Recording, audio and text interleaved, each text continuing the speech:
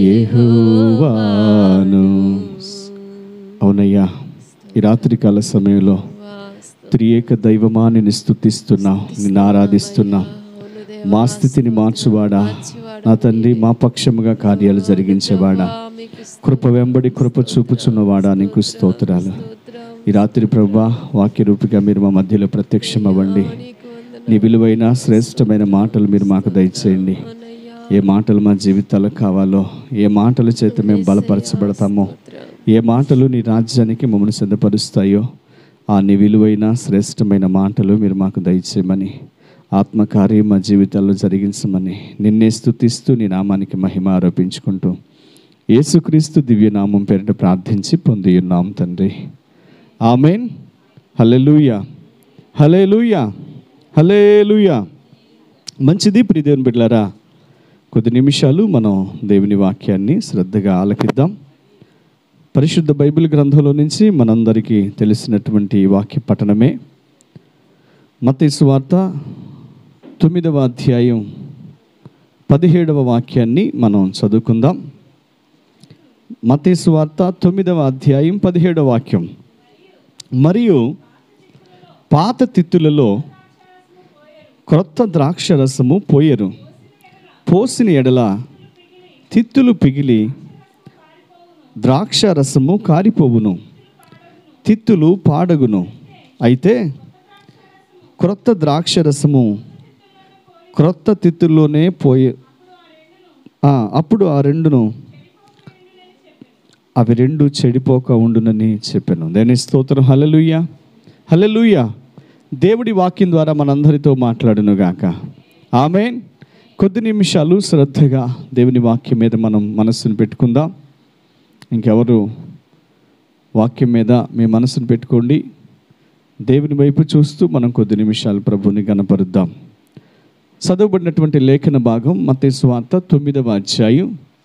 ప్రభువైన యేసుక్రీస్తు వారు చెప్పినటువంటి ఒక అమూల్యమైన మాటను మనం ఇందులో ధ్యానం చేస్తున్నాం. ప్రియమైన దేవుని బిడ్డలారా, మనం గమనిస్తే ఆయన చెప్తున్నాడు, పాత తిత్తుల్లో కొత్త ద్రాక్షరసం పోయకూడదు, పోసిన ఎడల ఏమంట తిత్తులు పిగిలిపోతాయి. అయితే కొత్త ద్రాక్షరసం క్రొత్త తిత్తిలోనే పోయాలి అని వాక్యంలో మనం చూస్తున్నాం. దానికి ఆనాటి యూదులు వాళ్ళకి తెలిసినటువంటి మాట ఏంటంటే,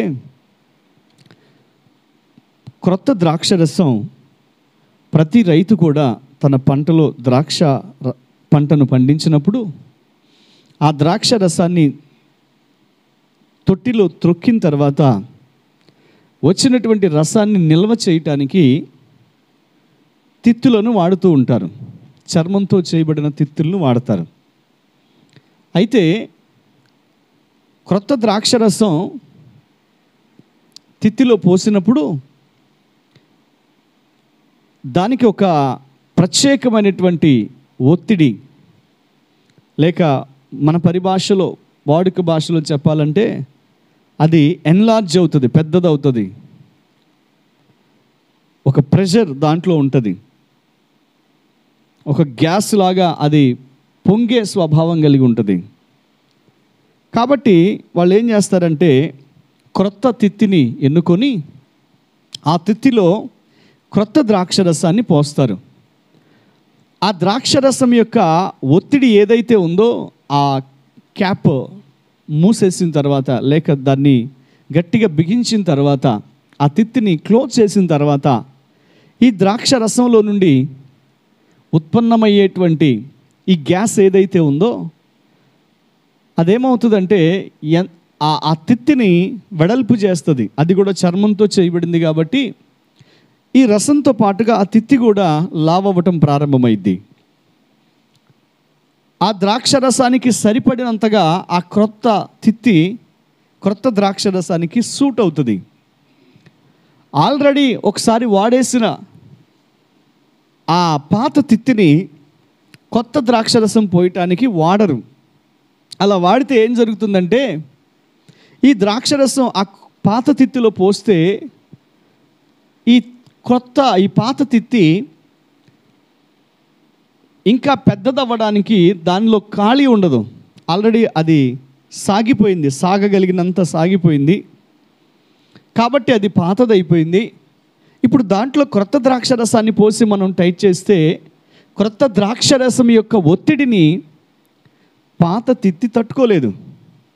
దానివల్ల ఏమవుతుందంటే ఆ ప్రెషర్ లోపల ఎక్కువయ్యే కొద్దీ, ఆ గ్యాస్, ఆ ప్రెషర్ లోపల ఎక్కువయ్యే కొద్దీ ఇక ఎన్లార్జ్ అవ్వడానికి ఆ యొక్క పాత తిత్తిలో ఏ విధంగానూ లేదు. కాబట్టి అదేం చేస్తుందంటే, ఆ గ్యాస్ ఏం చేస్తుందంటే దాన్ని పగలగొట్టుకొని బయటకు వచ్చేస్తుంది. అప్పుడు తిత్తి చిరిగిపోద్ది, రసం కూడా కారిపోద్ది. ఇది ఆనాటి యూదు రైతులకు బాగా తెలుసు. దాని గురించే ప్రభుని యేసుక్రీస్తు చెప్తున్నాడు, తనను వెంబడిస్తున్న వాళ్ళందరితో చెప్తున్న మాట, పాత తిత్తుల్లో కొత్త ద్రాక్షరసం పోయకూడదు, క్రొత్త ద్రాక్షరసాన్ని క్రొత్త తిత్తిలోనే పోయాలి అని చెప్తున్న ఈ మాట యొక్క ఉద్దేశం ఏంటి అని అంటే, ప్రియ దేవుని బిడ్డలారా, మీరు గమనించండి, పాతది క్రొత్తది అనేటువంటి రెండు రకాలైనటువంటి విషయాల గురించి దేవుని వాక్యం ఈరోజు మనతో మాట్లాడుతుంది. అయితే దేవుడు తన ప్రవచనాన్ని యోవేలు గ్రంథం 2వ అధ్యాయం 28వ వచనములో దేవుడు తన ప్రవచనాన్ని ఇచ్చాడు. అదేంటనంటే, సర్వజనుల మీద నేను నా ఆత్మను కుమ్మరిస్తాను, ప్రవచనాలు చెప్తారు, మీ ముసలివారు కలలను కందురు, మీ యవ్వనులు దర్శనములను చూస్తారు. ఆ దినములలో పనివారి మీదను పనికత్తెల మీదను ఆత్మను కుమ్మరిస్తాను. దేవుని స్తోత్రం, హల్లెలూయా. ఇదే మాటను పేతురు అపోస్తుల కార్యాలు 2వ అధ్యాయం 17వ వచనంలో యోధా మనుషులతో మాట్లాడుతున్నారు. అయ్యా, మేము ఇప్పుడేదో కొత్తగా మేము మారలేదు, ఇది యోవేలు గ్రంథంలో చెప్పబడిన విషయమే. మీరెందుకు మేము మద్యం తాగామని, లేక స్వీట్ వైన్, ఇంగ్లీష్లో ఉన్న మాట ఏంటంటే అది తీపి ద్రాక్షరసం తాగి వాళ్ళు పిచ్చి వాళ్ళలాగా, వెర్రి వాళ్ళలాగా ప్రవర్తిస్తున్నారు అనేటువంటి విషయాన్ని అక్కడ ఉన్నటువంటి కొంతమంది మాట్లాడుతున్నారట. దాని గురించే అక్కడ చెప్తున్నాడు. చూడండి 2వ అధ్యాయం 17వ వచనంలో,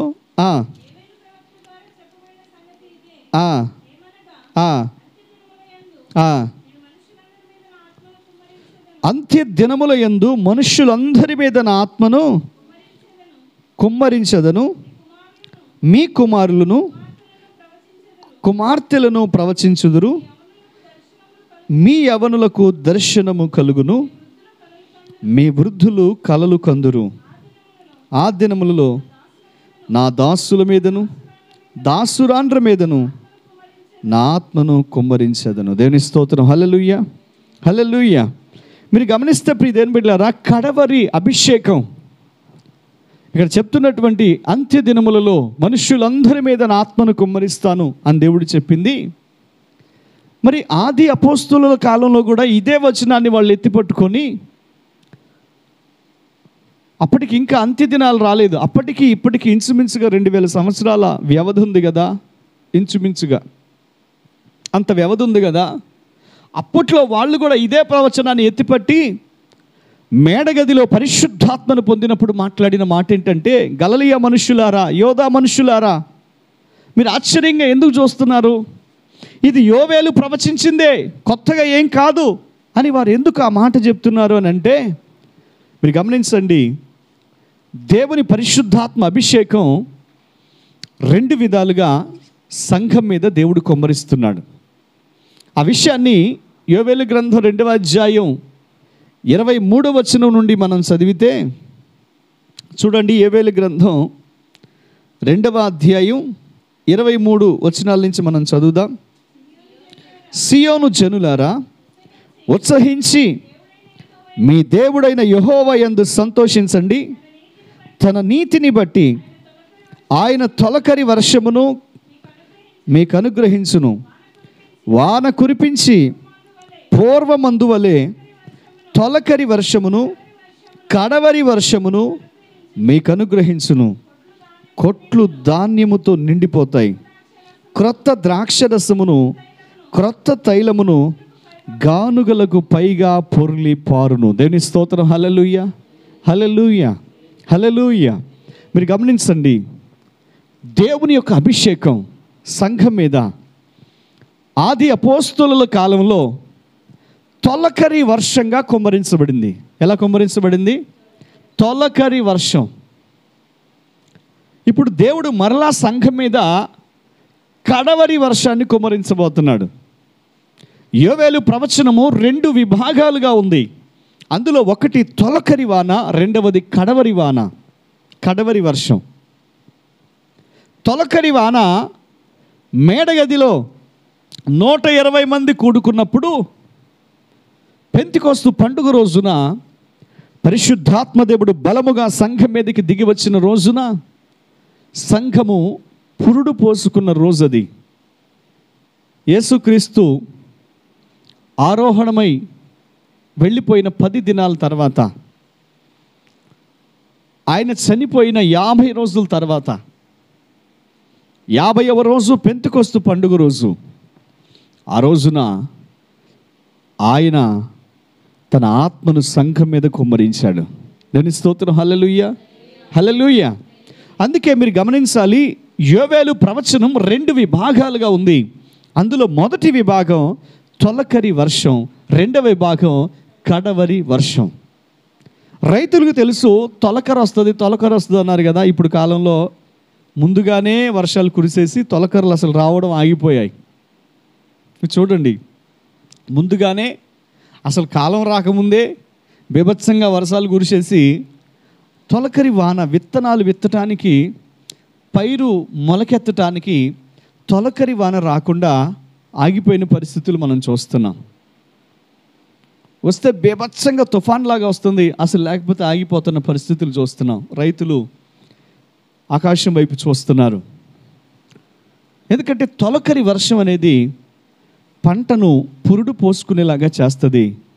కడవరి వర్షం అనేది పంటను కోతకు సిద్ధపరుస్తుంది. హల్లెలూయా, హల్లెలూయా. అదేవిధంగా దేవుడు సంఘాన్ని పెంతెకొస్తు పండుగ రోజున సంఘం పురుడు పోసుకునేలాగా దేవుడు కృప చూపాడు. ఆ తర్వాత ఎన్నో పరిణామాలు, సంఘం మీద ఎన్నో దాడులు, ఎన్నో రకాలైనటువంటి అబద్ధ బోధలు, సాతాను సమాజం, రకరకాలైన బిలాము బోధలు, ఇక్కడ మనం చూస్తున్నాం యెజబేలు బోధలు, నికోలాయితుల బోధలు, అబద్ధమైనటువంటి ప్రవక్తులు, అబద్ధ ప్రవచనాలు, అబద్ధ విధానాలు, ఎన్నో ఎన్నో ఎన్నో జీవము గల దేవుని సంఘం మీదకి వచ్చాయి. వాటన్నిటిని తట్టుకొని దేవుని సంఘం దేవుని మహిమ కోసం సిద్ధపడుతుంది.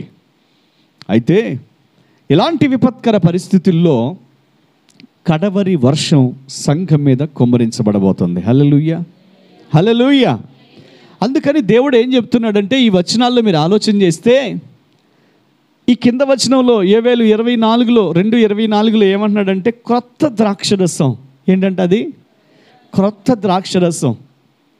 పెంతెకొస్తు పండుగ రోజున అది వాళ్లకు కొత్త ద్రాక్షరసం.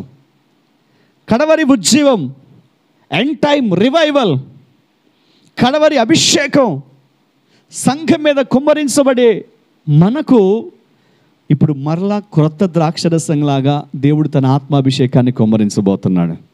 హల్లెలూయా, హల్లెలూయా. కాబట్టి ఇప్పుడు ఏం కావాలి అని అంటే, మనము ఎండ్ టైమ్ రివైవల్కి సిద్ధమవ్వాలి, కడవరి అభిషేకానికి సిద్ధమవ్వాలి, ఆత్మ నింపుదల కోసం సిద్ధమవ్వాలి, దేవుని ఆత్మతో నింపబడ్డానికి సిద్ధమవ్వాలి. దానికోసం ఏం కావాలంటే, పాత ప్రాచీన స్వభావం మనలో ఉండడానికి వీల్లేదు. క్రొత్తదిగా మనం మారాలి. ఏం కావాలి? క్రొత్తదిగా మారాలంట. క్రొత్త తిత్తిగా మనం మారాలి. పాత తిత్తి నూతన పరచబడాలి. మనం నూతన పరచబడి క్రొత్త అభిషేకాన్ని సిద్ధపరచుకోవడానికి తగినట్టుగా మనం మారాలి. దేవుని స్తోత్రం. హల్లెలూయా, హల్లెలూయా. ఇంకా పాత ప్రాచీన నామకార్థ ఆచార సంబంధమైన దేవుని ఆత్మను గురించి అనేక రకాలుగా మాట్లాడుకుంటున్నటువంటి విధానాలు. కొంతమంది అసలు పరిశుద్ధాత్మే, ఆయన కార్యాలే పెంతెకొస్తు పండుగ రోజున ఆ సంఘం మీదకి వచ్చాయి, ఇక అంతటితో అయిపోయింది ఆ కాలం, పరిశుద్ధాత్మ అవసరం లేదు అన్నట్టుగా కొంతమంది మాట్లాడుతున్నారు.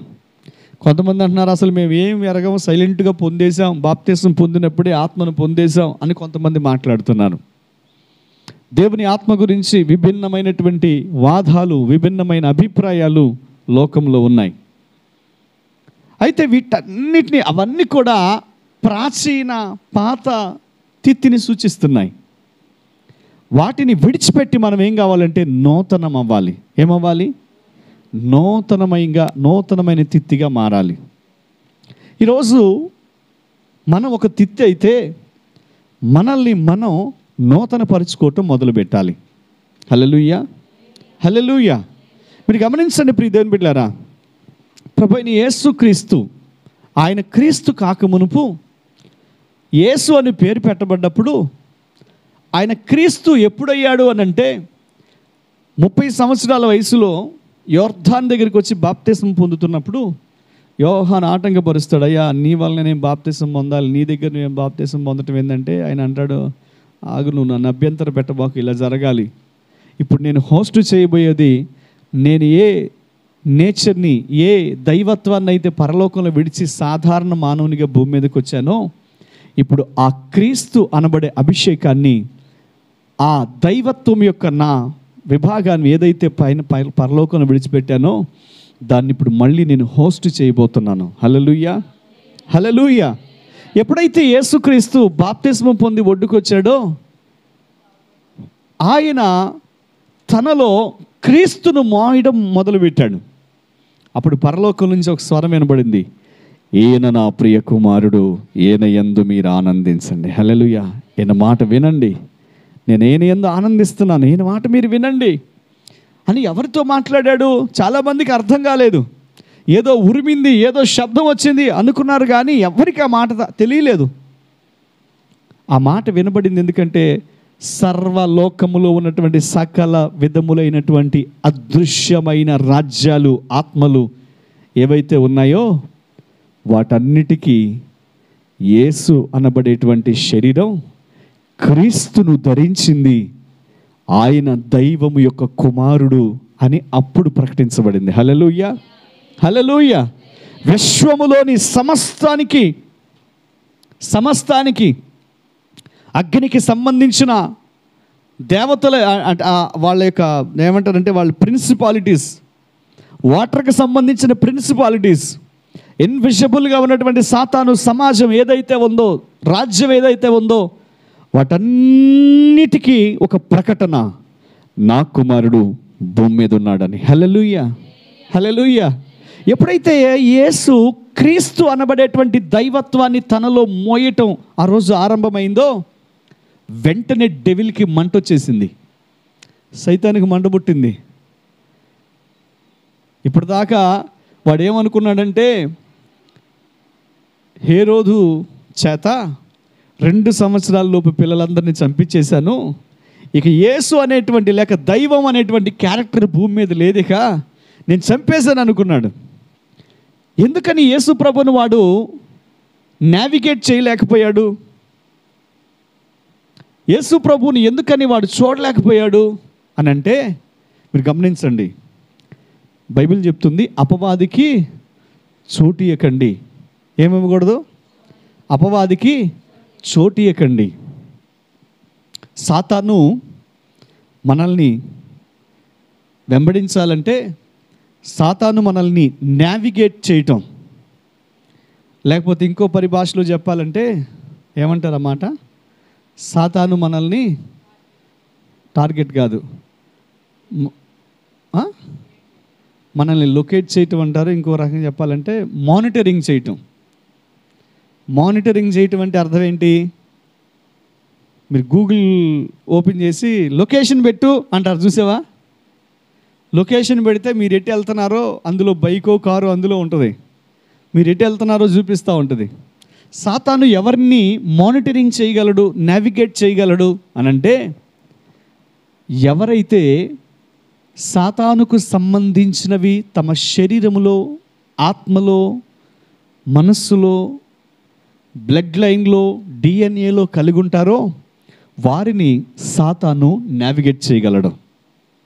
యేసుప్రభు చెప్పారు, యోహాను సువార్త 14:30 చెప్పారు, చదవద్దులే. అందులో ఏముందంటే, ఈ లోకాధికారి వస్తున్నాడు, వాడితో నాకేమీ సంబంధం లేదు అని తెలుగులో ఉంది. కానీ ఇంగ్లీష్లో ఏం వ్రాయబడిందంటే, వాడికి సంబంధించింది ఒక చిన్న యాటమ్ కూడా నాలో లేదు. దేని స్తోత్రం, హల్లెలూయా. అంటే యేసు ప్రభువుని వాడు ఎందుకు నావిగేట్ చేయలేకపోయాడు? చంపేశానని ఎందుకు అనుకున్నాడు? వాడు లోకమంతా తిరుగుతూ అటు ఇటు తిరిగి వస్తాడు కదా. యేసు ప్రభుని వాడు ఎందుకు క్యాప్చర్ చేయలేకపోయాడు? ఎందుకు వాడు నావిగేట్ చేసి మానిటరింగ్ చేసి అమ్మో ఇంకా యేసు బతుకున్నాడు అనే విషయం వాడికి ఎందుకు అర్థం కాలేదంటే, యేసు ప్రభువులో సాతానుకు సంబంధించిన ఏ శరీరాశ కానీ, నేత్రాశ కానీ, జీవపుడంబం కానీ, లౌకికమైన ఏ పాపము ఆయనలో ఒక రవ్వంతైనా లేదు. హల్లెలూయా, హల్లెలూయా. యేసు ప్రభు కూడా కోరుతున్నాడు మనల్ని, మనం కూడా అలా మారాలని. సాతాను నిన్ను మానిటరింగ్ చేస్తే నిన్ను ఎప్పుడు చంపాలి, ఎప్పుడు నాశనం చేయాలి, ఎప్పుడు నీ ఫ్యామిలీలో డిస్ట్రక్షన్, నాశనం తీసుకురావాలి, ఎప్పుడు నీకు రోగం పెట్టాలి, ఎప్పుడు నీ మీద దాడి చేయాలి, నువ్వు వెళ్తున్నప్పుడు ఏదో ఒకటి నీ మీదకి తీసుకొచ్చి ఎలా నిన్ను క్యాప్చర్ చేయాలి, ఎలా నాశనం భూమి మీద లేకుండా చేయాలో వాడు తంత్రాలు పన్నుతూ ఉంటాడు. అందుకే అపోస్తలుడైన పౌలు అన్నాడు, మనము అపవాది తంత్రములను ఎరుగని వారము కాము. ఆది సంఘానికి సాతాను యొక్క డివైసెస్, ఇంగ్లీష్లో ఆ మాట, సాతాను యొక్క డివైసెస్, సాతాను యొక్క తంత్రాలు ఆదిమ సంఘానికి తెలుసు. వాడు ఎలా ఉంటే నావిగేట్ చేయగలడు, ఎలా ఉంటే మానిటరింగ్ చేయగలడో ఆదిమ సంఘానికి ఎరుకై ఉన్నది. ఈరోజు నేను చెప్పే మాట ఏంటంటే, మీరు యేసు రక్తము చేత, ఆయన ఆత్మ చేత, ఆయన వాక్యం చేత, ఆయన మహిమ చేత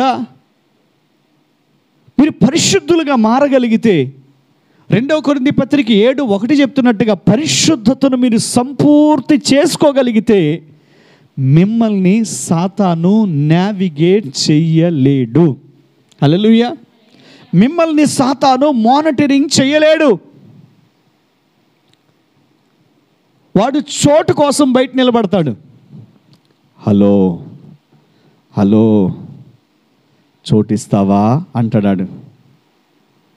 ఒక నేత్రాశ తీసుకొచ్చి, ఇదిగో చూడు, దీన్ని చూడు, ఈ ఫోన్లో ఇదిగో ఈ అశ్లీలమైంది ఉంది, ఇది చూడు. ఇది చూస్తే ఏమవుతావు? వాడికి చోటు వచ్చేస్తుంది, యాక్సెస్ వచ్చేస్తుంది.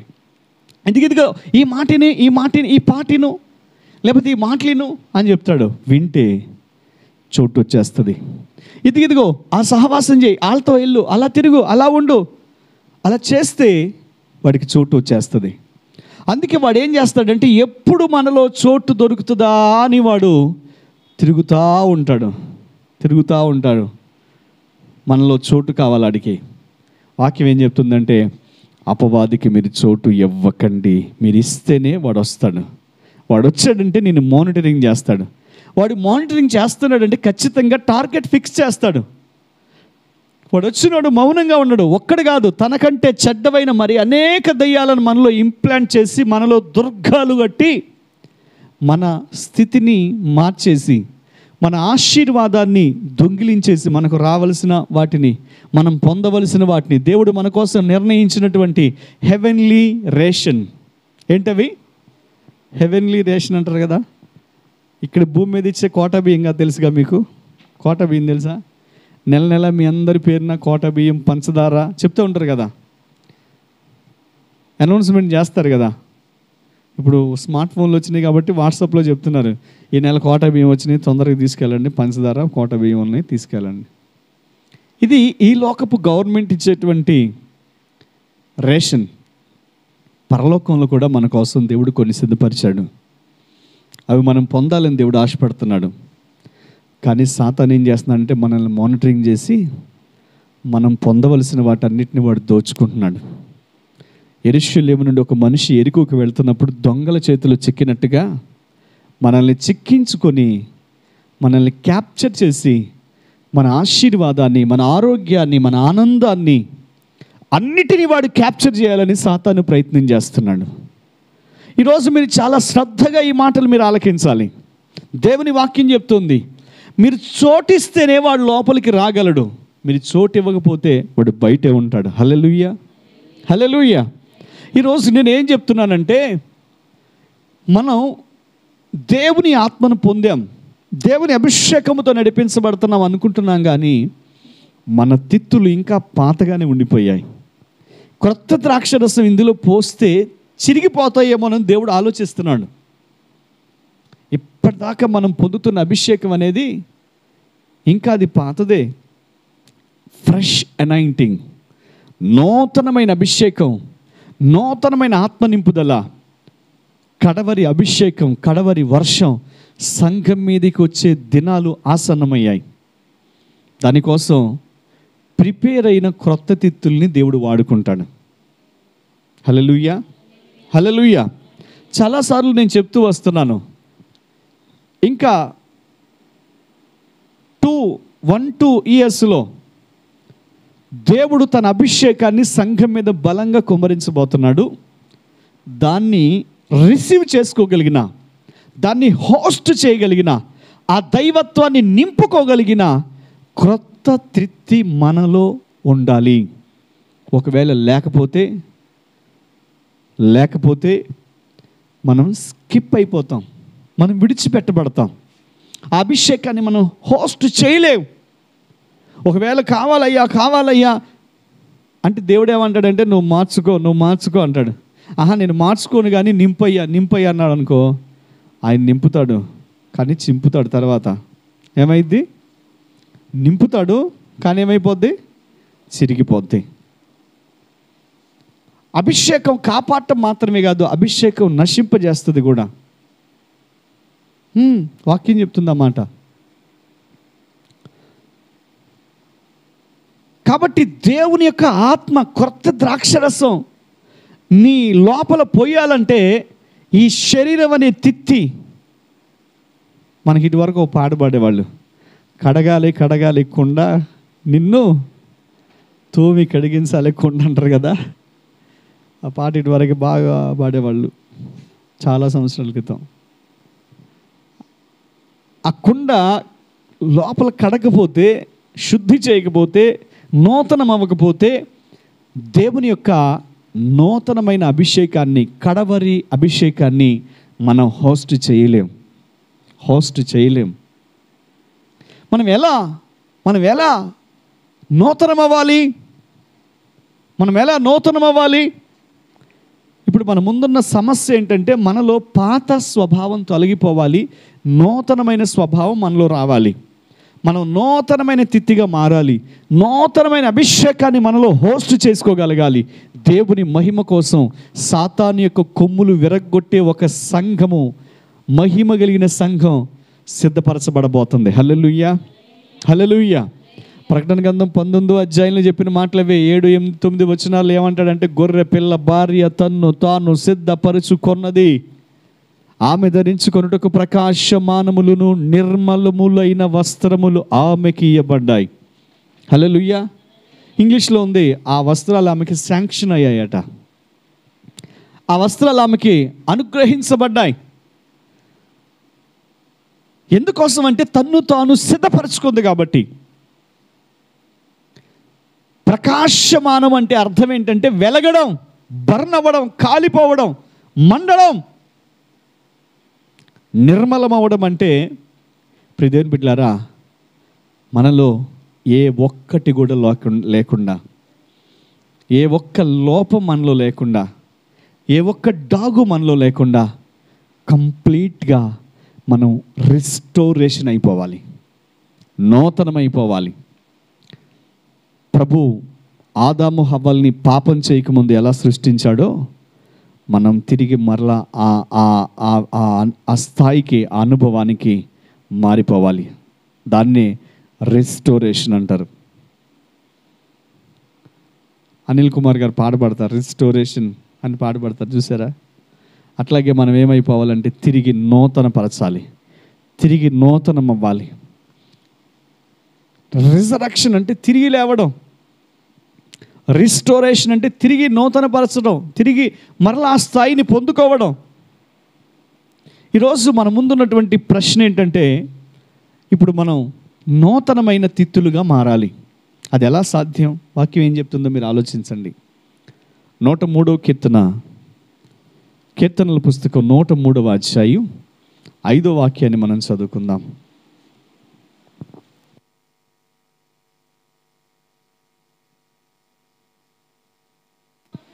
పక్షిరాజు యవనము వలె నీ యవనము క్రొత్తదగుచుండునట్లు మేలుతో నీ హృదయమును తృప్తిపరచుచున్నాడు. దేని స్తోత్రం. హల్లెలూయా, హల్లెలూయా. పక్షిరాజు యవనం ఎలా నూతనమవుతుంది? రీస్టోరేషన్ ఎలా జరుగుతుంది? అది ఎలా మరలా నూతన బలాన్ని, నూతనమైన యవ్వనాన్ని ఎలా సంపాదించుకుంటుంది అంటే దానికి ఒక ఏజ్ వస్తుంది. అది ముసలిదైపోద్ది. దాని ముక్కు వేటాడటానికి అనుకూలంగా ఉండదు, మారిపోద్ది. మొత్తం దాని ఏకల్ని మొద్దుబారిపోతాయి. గోళ్ళు విపరీతంగా వంకరలు తిరిగిపోయి ఉంటాయి. అది ఆకాశంలో ఎగరడానికి కానీ, ఎత్తైనటువంటి అనుభవాలు పొందడానికి కానీ ఇక ప్రయోజనకరంగా ఉండదు. దూరంగా వెళ్ళిపోయి వేటను ముక్కు ఖర్చుకొని తీసుకురాగలిగిన, కాళ్ళతో తన్నుకొని తీసుకురావడానికి వీలు లేనంతగా తన కాలి గోళ్ళు, తన ముక్కు, తన ఏకలు మారిపోతాయి. అలాంటి సమయంలో అది ఏం చేస్తుందంటే తనకి బలం ఉండగానే ఒక ఎత్తైన కొండపేటలోకి వెళ్ళిపోద్ది. ఎత్తైన కొండపేటలోకి ఎవ్వరు చేరని, ఏది దరిచేరని ఒక ఎత్తైన బండ సందులోకి వెళ్ళిపోద్ది. అక్కడికి వెళ్ళిపోయి తన ముక్కుతో ఏకల్ని పీకేసుకోవటం మొదలు పెడుతుంది. రక్తం కారేలాగా ముక్కుని గోడకేసి కొట్టుకోవటం మొదలు పెడుతుంది. ఆ గోళ్ళు అవన్నీ ఊడిపోయేలాగా మొత్తం కొట్టుకొని కొట్టుకొని కొట్టుకొని కొన్ని రోజులు తిండి తిప్పలు లేకుండా అలాగే ఉండిపోద్ది. అక్కడ నీరసించిపోద్ది, శుష్కించిపోద్ది, బలహీనమైపోద్ది. ఏవి పని చేయనటువంటి బలహీనమైనటువంటి స్థితిలో మారిపోద్ది. అలా మారుతున్నప్పుడు ఆ ఊడిపోయిన ఆ పాత ముక్కు స్థానంలో క్రొత్త ముక్కు వస్తుంది. విరిగిపోయిన గోళ్ళ స్థానంలో మళ్ళీ ఫ్రెష్గా యవ్వన బలాన్ని కలిగిన గోళ్ళు లాంటి గోళ్ళు వస్తాయి. ఊడిపోయిన ఏకలు, పీకేసుకున్న ఏకల స్థానంలో మరలా కొన్ని రోజులకి క్రొత్త ఏకలు రావటం మొదలవుతుంది. అలా ఏమవుతుందంటే ఒక రోజున అది నూతనమైనటువంటి ఎప్పటి ఎట్లు యవ్వన కాలంలో అది ఎంత బలంగా ఉందో మళ్ళీ అంత బలాన్ని, అంత నూతనత్వాన్ని పొందుకొని బండపేటుల్లో నుంచి రివ్వన ఆకాశంలో ఎగరటం మొదలవుతుంది. చాలా రోజుల తర్వాత ప్రభు దాన్ని మనకి చూపిస్తూ అంటున్నాడు, పక్షిరాజు యొక్క యవ్వనం ఎలా నూతనమవుతుందో నేను నిన్ను నూతనపరుస్తాను. ఎలా నూతనపరుస్తావు ప్రభు అంటే తెలుగులో ఇక్కడ రాయబడిన మాట మేలుతో నీ హృదయమును తృప్తిపరుస్తాను అని ఉంది. కానీ ఇంగ్లీష్ యొక్క అర్థాన్ని మీరు గమనిస్తే నేను మంచి వాటితో నీ నోటిని నింపుతాను అని ఉంది. దేవుని స్తోత్రం, హల్లెలూయా. ఇంగ్లీష్లో ఏముందంటే నీ నోటిని నేను నింపుతాను. శ్రేష్టమైన వాటితో, మంచి వాటితో నీ నోటిని నేను నింపుతాను. అంటే నీ యవ్వనం కొత్తదవ్వాలంటే నీ నోరు నింపబడాలి. హల్లెలూయా, హల్లెలూయా. యెషయా ఒక దర్శనాన్ని చూస్తున్నాడు. యెషయా గ్రంథం 6వ అధ్యాయంలో రాజైన ఉజ్జియా మృతి నొందిన సంవత్సరాన అని మొదలుపెట్టి ఇదిగో పరలోకములో ధూప దీప నైవేద్యాలతో ప్రభువును పరిశుద్ధుడు పరిశుద్ధుడు పరిశుద్ధుడని స్తుతిస్తూ ఉంటే ఆ ధూపము, ఆ ధూమము దేవాలయం మొత్తం కమ్మేసింది.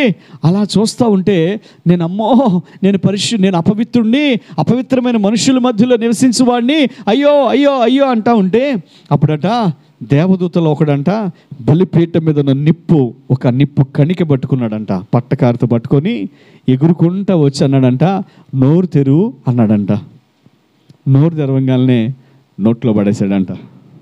తెలుగులో నీ నోటికి తగిలించిన, నా నోటికి తగిలించిన ఉంటుంది. కానీ వాస్తవానికి దాని యొక్క డెప్త్ మీనింగ్ ఏంటంటే ఆయన ఆ అగ్నిని నోట్లో వేశాడంట. ఎప్పుడైతే అగ్ని లోపలికి వెళ్ళిపోయిందో ఆయన పరిశుద్ధుడయ్యాడు, నూతనమయ్యాడు, దేవుని మహిమను మోసే సాధనమయ్యాడు. ఆ తర్వాత నుంచి చూస్తే 7వ అధ్యాయంలో అప్పుడు దాకా ఆయన ఒక సాధారణమైన ఒక పల్లెటూరుకు సంబంధించినటువంటి ఒక మామూలు చిన్న ప్రవక్త. యెషయా ఒక సాధారణమైన యవనస్తుడు, చిన్నవాడు. ఎప్పుడైతే ఆ అగ్ని తన లోపల ప్రవేశించిందో, తను పరిశుద్ధపరిచిందో, అప్పటి నుంచి రాజులకు వర్తమానం తీసుకెళ్ళే దైవ జనుడిగా యెషయా మారిపోయాడు. హల్లెలూయా, హల్లెలూయా. మీరు గమనించాలి ప్రియ దేవుని బిడ్డలారా, ఏం చెప్తున్నానంటే పక్షిరాజు యవనం కొత్తదయ్యేలాగా నీ యవనం కొత్తదవ్వాలంటే దేవుడు చెప్తున్నాడు, నీ నోటిని మంచి వాటితో నేను నింపుతానంటున్నాడు. దేనితో మా నోటిని నింపుతావయ్య అంటే, మేడగదిలో మొదటి అభిషేకం వచ్చినప్పుడు ప్రతి వారి లోపల ఆయన తన అగ్ని నాలుకల్లాగా వచ్చి ప్రతి ఒక్కరి లోపలికి వెళ్ళిపోయినాయట. ఎప్పుడైతే అగ్ని లోపలికి వెళ్ళిందో అప్పుడు వాళ్ళు మండటం మొదలయ్యారు. నేను చెప్తున్నాను చూడండి, సాతాను నిన్ను నావిగేట్ చేయని స్థలం ఏదైనా ఉందంటే, సాతాను నిన్ను మానిటరింగ్ చేయని స్థలం ఏదైనా ఉందంటే, అది దేవుని పక్షంగా నిలబడి ఆయన అగ్నిని నీవు పొందుకోవటమే. ఆయన ఆత్మ అభిషేకం, ఇంకొక రకంగా చెప్పాలంటే పరిశుద్ధాత్మలోను అగ్నిలోను బాప్తిస్మం పొందటం. అగ్ని బాప్తిస్మం ఏంటది? అగ్ని బాప్తిస్మం. ఆయన అగ్నిని మనం పొందుకున్నప్పుడు, ఆ అగ్ని చేత మండుతున్నప్పుడు, అగ్ని మండుచుండేనే పొద కాలిపోలేదుగా. పొద మండుతుందట కానీ బూడిదైపోలేదంట. అట్లాగే మనం కూడా బగబగ మండుతూ ఉంటే, అగ్నిలాగా మండుతూ ఉంటే, ప్రకాశమానంగా మండుతూ ఉంటే, నిర్మలంగా మనం మండుతూ ఉంటే, ప్రియమైన దేవుని బిడ్డలారా, సాతాను ఎప్పటికీ మనలను క్యాప్చర్ చేయలేడు, మనల్ని మానిటరింగ్ చేయలేడు, మనల్ని చూడలేడు, మన ఆశీర్వాదాన్ని దొంగిలించలేడు, మన అభివృద్ధిని దొంగిలించలేడు. మన జీవితంలో వాడి ప్లాన్స్ అన్నీ ఫెయిల్యూర్ అయిపోతాయి. ఆడేం చేయలేడు, వాడు ఏమి చేయలేడు, ఏం చేయలేడు. వాడు మనల్ని అసలు క్యాప్చరే చేయలేడు, అసలు మనల్ని మానిటరింగ్ చేయలేడు. వాడు మానిటరింగ్ చేయాలంటే శరీర కార్యాల్లో ఏదో ఒకటి నీ లోపల ఉండాలి. లోపల నుండి అనగా మనుష్యుని హృదయంలో నుండి, ఆ హృదయంలో నుంచి వచ్చి ఏదో ఒకటి నీ లోపల ఉండాలి. శరీరాశ, నేత్రాశ, జీవపుటం ఏదో ఒకటి నీ లోపల ఉండాలి. అది ఉంటేనే వాడు నిన్ను చూడగలడు, నిన్ను మానిటరింగ్ చేయగలడు. ఆకాశంలో ఎగిరే విమానం ఎంత ఎత్తులు వెళ్తుంది, ఏ దారిలో వెళ్తుందో మానిటరింగ్ చేసేది విమానాశ్రయమే. వాళ్ళే చెప్తుంటారు, అక్కడి నుంచి ఇన్స్ట్రక్షన్స్ ఇస్తూ ఉంటారు, ఇలా వెళ్ళాలి, ఇలా వెళ్ళాలి. ఆకాశంలో అన్ని మేఘాలే కనపడతాయి, పైకి వెళ్తే ఏం కనపడదు. కింద నావిగేట్ చేసే ఒక వ్యవస్థ ఉంటుంది. వాళ్ళు హెడ్ ఫోన్స్ లాంటి ఆ ఫోన్స్ పెట్టుకొని నావిగేట్ చేస్తూ ఉంటారు. సిగ్నల్ కట్ అయిపోయింది అనుకో, వీళ్ళు వెంటనే, మొన్న ప్లేన్ క్లాష్ అయింది అలాగే, మేడే అంటారు. అంటే అర్థం ఏంటంటే, మాకు సిగ్నల్ రావట్లేదు, మా ఇంజిన్లో ప్రాబ్లం వచ్చింది, మేము సరిగ్గా ఎగరలేకపోతున్నాం. మీరు గమనించండి ప్రియ దేవుని బిడ్డలారా, అంటే నావిగేషన్ చేయటం. విమానాశ్రయం ఏం చేస్తుందంటే నావిగేట్ చేస్తుంది. మీరు ఇలా ఎత్తులు వెళ్తున్నారు, ఈ హైట్లో వెళ్తున్నారు, ఈ దారిలో వెళ్తున్నారు, మీరు ఇలాగే వెళ్ళాలి, ఈ సముద్రం మీదుగా మీరు ప్రయాణం చేయాలి, ఈ దిక్కులోనే వెళ్ళాలి, మీరు దిశ మార్చుకోండి, ఎదురుగా ఫ్లైట్ వస్తుంది. ఇలా ఇవన్నీ ఎవరు చెప్తారంటే నావిగేట్ చేసేవాళ్ళు చెప్తారు. అట్లాగే సాతాను నిన్ను నావిగేట్ చేస్తున్నాడంటే వాడు ఏం చేస్తాడు తెలుసా?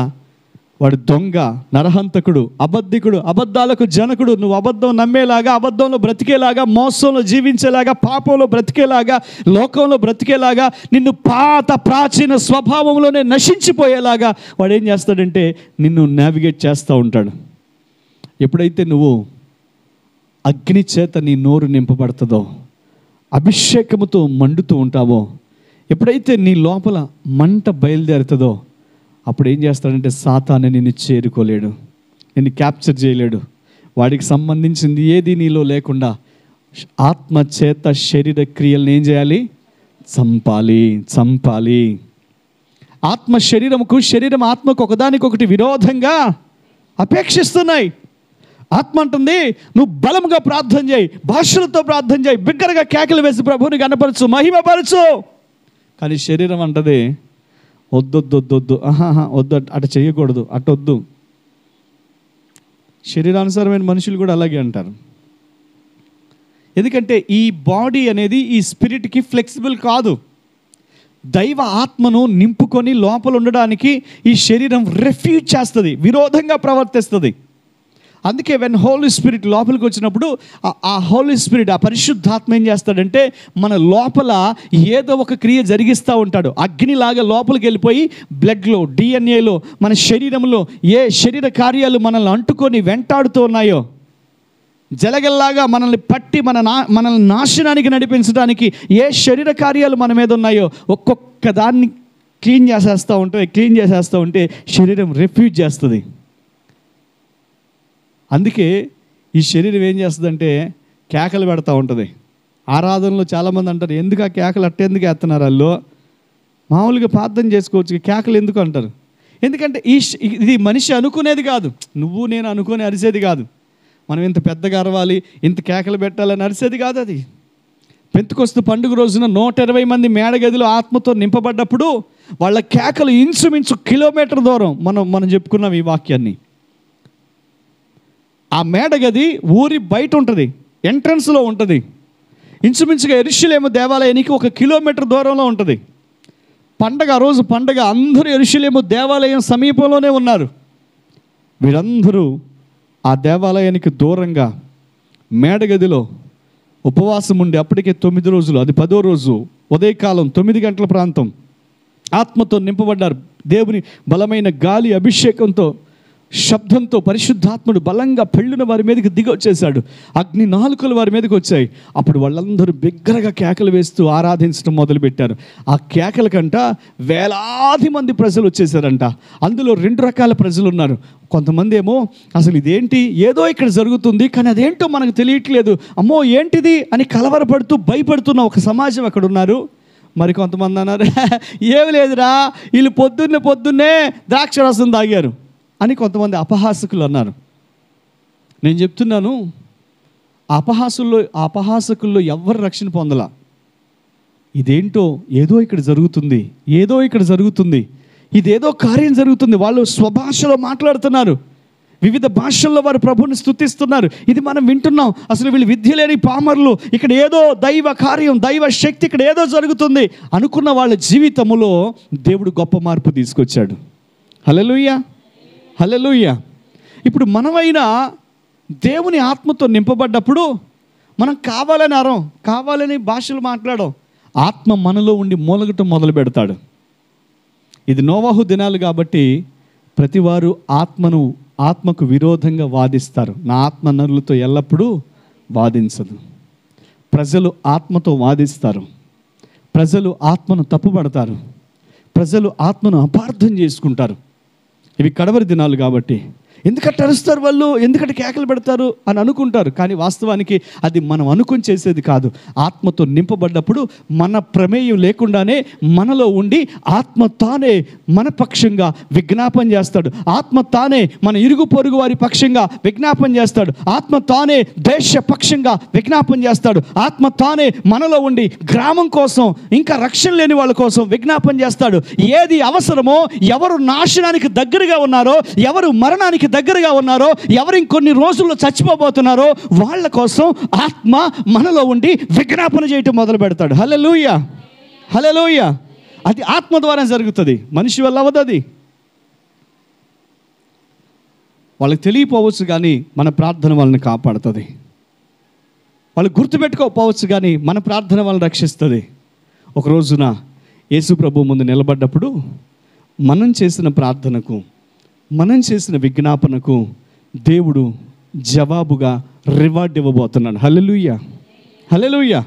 ఇంకెవరు అపార్థం చేసుకున్నా మనం ఏం చేసేది ఏం లేదు, మనం ఏం చేయలేం. వాళ్ళకి తెలియదు అనుకొని క్షమించటమే, లేదా మనమే ఇంకెక్కడికన్నా వెళ్ళి మనసారా ఆరాధించుకోవడానికి అవకాశాన్ని వెతుక్కోవాలి. దేవుని స్తోత్రం, హల్లెలూయా. కానీ ఆత్మకు విరోధంగా మాట్లాడితే మాత్రం ఖచ్చితంగా అది శాపగ్రస్తమైన అనుభవం. ఆత్మకు విరోధంగా మాట్లాడితే దేన్నైనా నువ్వు తిట్టొచ్చు, మాట్లాడొచ్చు, కానీ ఆత్మను దూషిస్తే క్షమాపణ ఉండదని బైబిల్ చెప్తుంది. కానీ ఎవరు నశించిపోకూడదని మనం ప్రార్థన చేస్తున్నాం. మనం అరుస్తుంది, కేకలు పెడుతుంది దేనికోసం అంటే కడవరి అభిషేకాన్ని మనలో నింపుకోవటానికి. హల్లెలూయా. దానికోసం అరచెయ్యంత మేఘం ఇప్పుడే ప్రారంభమైంది. అరచెయ్యంత మేఘం ప్రారంభమైంది.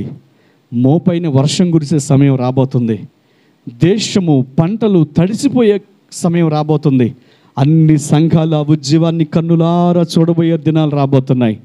నేనేం చెప్తున్నానంటే, వర్షం వస్తే ఎవరన్నా తడుస్తారు, కానీ ఆ వర్షానికి ఒక ఏలియా కారణం కావాలి. హల్లెలూయా. అభిషేకం వస్తే అందరూ నింపబడతారు, కానీ అభిషేకానికి నువ్వు నేను కారణం కావాలి.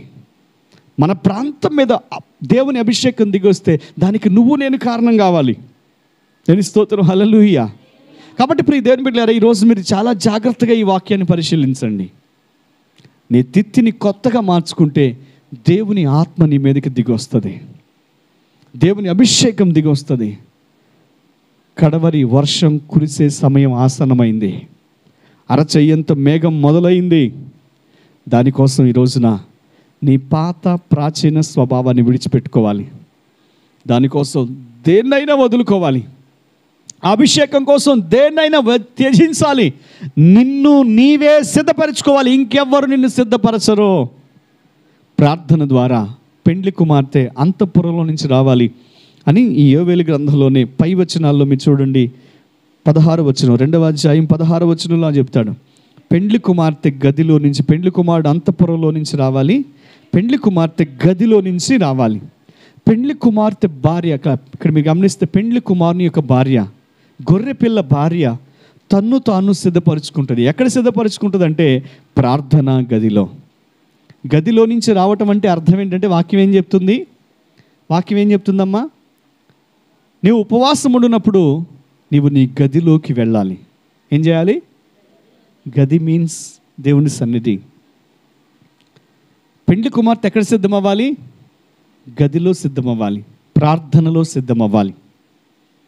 ఈరోజు ఈ ఉపదేశం యేసుక్రీస్తు నామములో మన మనస్సులను మండించునుగాక, మన హృదయాన్ని మండించునుగాక, మన ఆత్మను మండించునుగాక. ఈరోజు మనం మండేవారిగా ఉండి సాతాను మానిటరింగ్ చేయలేని ఒక ఆత్మీయ అనుభవాలు మనం సంపాదించుకోవాలి. అందుకోసం ఈ శరీరం అనే తిత్తే, మనస్సు అనే తిత్తే, ఆత్మ అనే ఈ తిత్తులను మనం ఏం చేయాలంట? శుద్ధి చేసుకోవాలి, నూతన పరుచుకోవాలి.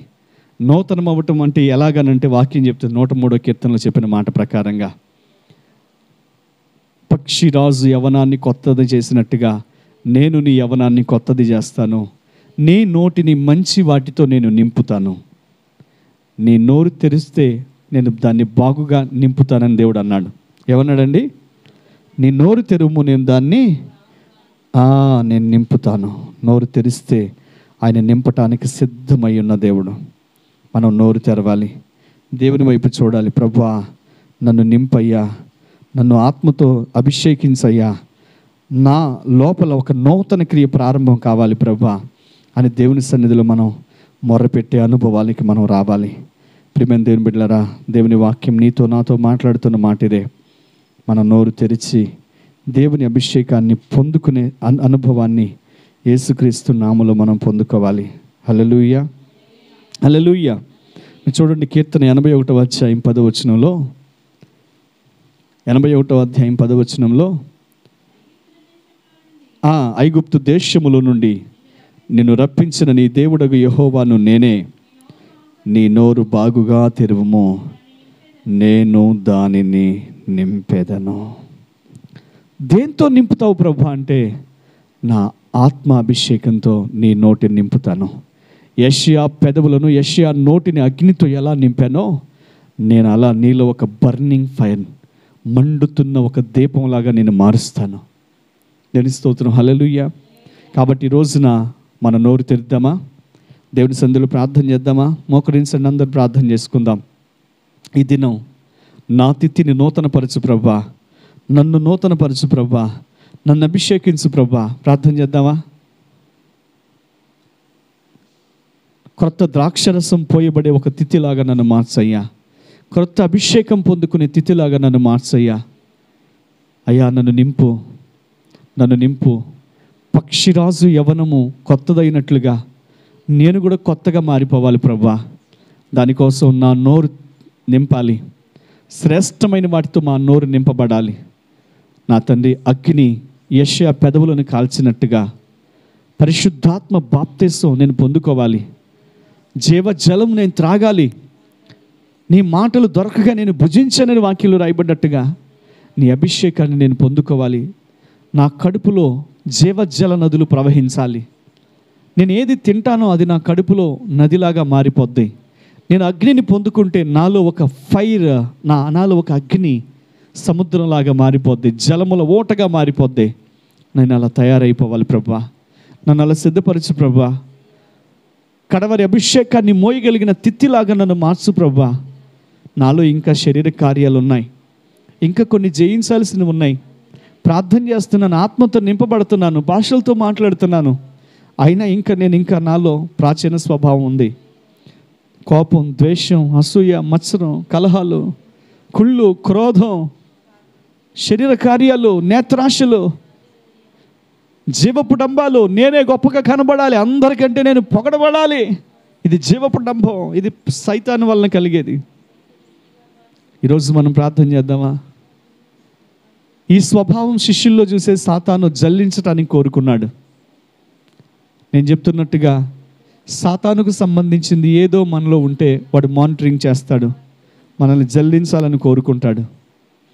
ఈరోజు దేవుని సన్నిధిలో నీ తిత్తిని నూతన పరచుకో, నిన్ను నువ్వు నూతన పరుచుకునేలాగా మారు. కొలసీ పత్రిక 3:5 చెప్తున్నట్టుగా ఆత్మచేత ఈ శరీర కార్యాలను చంపేయాలి. విగ్రహారాధన, ధనాపేక్ష, జారత్వం, వ్యభిచారం, రకరకాల పాపాలు ఏవైతే శరీరంలో ఉన్నాయో, మనసులో ఉన్నాయో, హృదయంలో ఉన్నాయో, ఈ రాత్రి అవన్నీ నూతనంగా యేసుక్రీస్తు నామములో చచ్చిపోయి నూతన స్వభావం నాలో రావాలి. ప్రార్థన చేద్దాం. అందరూ మోకరించండి, ప్రార్థన చేసుకుందాం. హల్లెలూయా, హల్లెలూయా, హల్లెలూయా, హల్లెలూయా. దైవ మహానికి స్తోత్రమయ్యా.